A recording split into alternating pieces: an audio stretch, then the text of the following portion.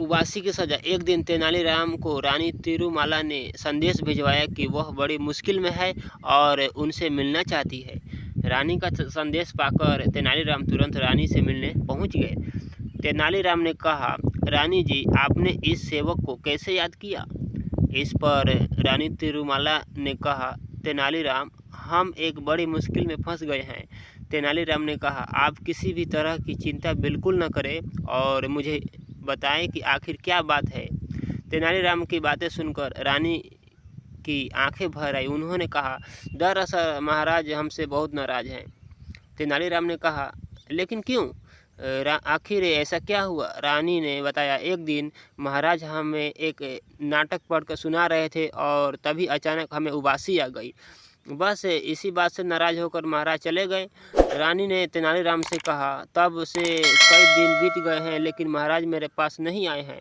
मैंने गलती न होते हुए भी महाराज से माफ़ी भी मांग ली थी लेकिन महाराज पर इसका कोई असर नहीं हुआ। अब तुम ही मेरी समस्या का समाधान कर सकते हो। तेनालीराम ने रानी से कहा, आप बिल्कुल भी चिंता न करें महारानी, आपकी समस्या दूर करने की मैं पूरी कोशिश करूंगा। महारानी को समझा बुझाकर तेनालीराम दरबार जा पहुँचे।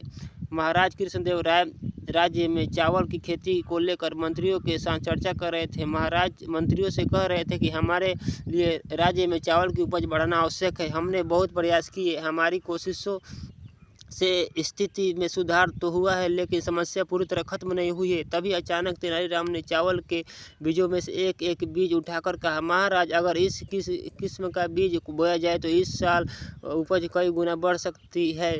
महाराज ने पूछा, क्या ये बीज इसी खाद के जरिए उपजाया जा सकता है? इस पर तेनालीराम ने कहा, हाँ महाराज, इस बीज को बोने के लिए और कुछ करने की जरूरत नहीं है। परंतु महाराज ने पूछा, परंतु क्या? तेनालीराम ने जवाब दिया, शर्त यह है कि इस बीज को बोने और सींचने और काटने वाला व्यक्ति ऐसा होना चाहिए जिसे जीवन में कभी उबासी न आई हो और न ही कभी उसे उबासी आए। यह बात सुनकर महाराज ने भड़कते हुए कहा, तेनालीराम, तुम्हारे जैसा मूर्ख व्यक्ति मैंने आज तक नहीं देखा।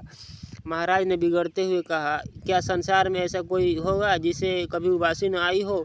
तेनालीराम ने कहा, ओह, मुझे माफ़ करें महाराज, मुझे नहीं पता था कि उबासी सबको आती है। मैं ही नहीं, महारानी जी भी यही समझती है कि उबासी आना बहुत बड़ा अपराध है। मैं अभी जाकर महाराज जी को भी यह बात बताता हूँ। तेनालीराम की बात सुनकर पूरी बात महाराज की समझ में आ गई। वे समझ गए कि तेनालीराम ने यह बात उन्हें सही रास्ता दिखाने के लिए कही थी। उन्होंने कहा, मैं खुद जाकर यह बात महारानी को बता दूंगा। इसके बाद महाराज तुरंत महल जाकर रानी से मिले और उनके साथ सभी शिकायतों को दूर कर दिया। कहानी से सीख। इस कहानी से हमें यही सीख मिलती है कि किसी को बिना गलती के सज़ा नहीं देनी चाहिए। सुनहरा पौधा। तेनालीराम एक बार अपने दिमाग का इस्तेमाल करके ऐसा कुछ करते थे कि विजयनगर के महाराज कृष्णदेव दंग रह जाते थे। एक बार उन्होंने एक तरकीब से राजा को अपने फैसले पर दोबारा विचार करने को मजबूर कर दिया। हुआ यूँ कि एक बार राजा कृष्णदेव किसी काम के चलते कश्मीर चले गए। वहाँ उन्हें एक सुनहरे रंग का खिलने वाला फूल दिखा। वो फूल महाराज को इतना पसंद आया कि वो अपने राज्य विजयनगर लौटते समय उसका एक पौधा अपने साथ लेकर आ गए। महल पहुंचते ही उन्होंने माली को बुलाया। माली के आते ही महाराज ने उनसे कहा, देखो, इस पौधे को हमारे बगीचे में ऐसी जगह लगाना कि मैं इसे अपने कमरे में रोज़ देख सकूं। इसमें सुनहरे रंग के फूल खिलेंगे जो मुझे काफ़ी पसंद है। इस पौधे का काफ़ी ख्याल रखना। अगर इसे कुछ भी हुआ तो मैं तुम्हें प्राण दंड की मृत्यु दे सकता हूँ। माली ने सिर हिलाते हुए राजा से पौधा लिया और उनके कमरे में देखने वाली जगह में उन्हें लगा दिया। दिन रात माली उस फूल का खूब ख्याल रखता था। दिन जैसे ही बीत गए उसमें फूल खिलने लगे। रोज़ राजा उठते और सबसे पहले देखते कि फिर दरबार जाते। अगर किसी दिन राजा को महल से बाहर जाना पड़ता तो उस फूल को न देख पाने के कारण उनका मन दुखी हो जाता था। एक दिन जब राजा सुबह उस फूल को देखने के लिए अपनी खिड़की पर आए तो उन्हें वो फूल दिखा ही नहीं। तभी उन्होंने माली को बुलवाया। महाराज ने माली से पूछा, वो पौधा कहाँ है? मुझे उसके फूल क्यों क्यों नहीं दिख रहे हैं? जवाब में माली ने कहा, महाराज उसे कल शाम को मेरी बकरी खा गई। इस बात को सुनते ही उनका गुस्सा 7वें आसमान पर पहुंच गया। उन्होंने सीधे राजमाली को 2 दिन बाद मौत की सज़ा सुनाने का आदेश दे दिया। तभी वहां सैनिक आए और उसे जेल में डाल दिया। माली की पत्नी को जैसे ही इस बारे में पता चला तो वो दरबार में राजा से फरियाद करने पहुंची। गुस्से में महाराज ने उसकी एक बात न सुनी। रोते रोते वो दरबार से जाने लगी। तभी एक व्यक्ति ने उसे तेनालीराम से मिलने की सलाह दी। रोते हुए माली की पत्नी ने तेनालीराम को अपने पति को मिलनी मौत की सज़ा और उस सुनहरे फूल के बारे में बताया।